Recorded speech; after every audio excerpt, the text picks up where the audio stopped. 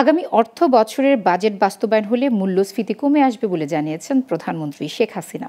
তার মতে উৎপাদন ও সরবরাহ বাড়াতে পারলেও কমবে মূল্যস্ফীতি। বিকেলে জাতীয় সংসদে বাজেট আলোচনার সমাপনীতে প্রধানমন্ত্রী এসব কথা বলেন।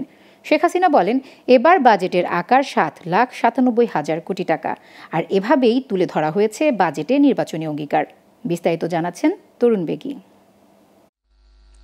শনিবার জাতীয় সংসদে স্পিকার ডক্টর শিরিন শারমিন চৌধুরীর সভাপতিত্বে শুরু হয় বাজেট অধিবেশন। এই অধিবেশনে সরকারের আর্থিক প্রস্তাব কার্যকর করা ও আইন সংশোধন করে অর্থ বিল 2024 অবিলম্বে বিবেচনার জন্য গ্রহণের আহ্বান জানান অর্থমন্ত্রী আবুল হাসান মাহমুদ আলী।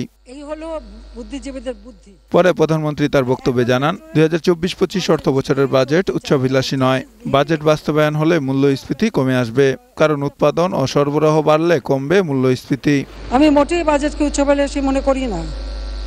হ্যাঁ, একটা লক্ষ্য আমরা স্থির করি, শতভাগ কখনো পূরণ হয় না, হওয়া সম্ভব না। তারপরে আমাদের একটা সুনির্দিষ্ট লক্ষ্য থাকে যে এখানে আমরা যাব, আমরা কিন্তু তার যেতে পেরেছি।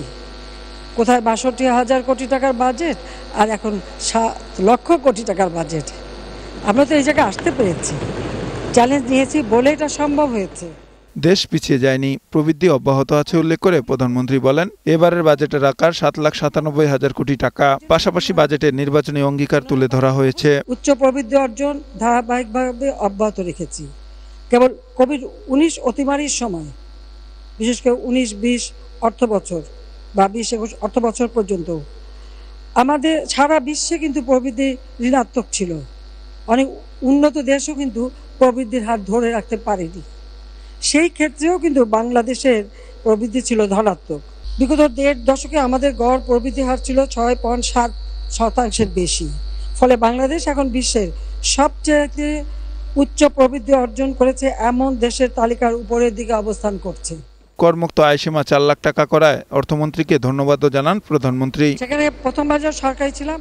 তরুণ বেগী, গ্লোবাল টেলিভিশন, ঢাকা।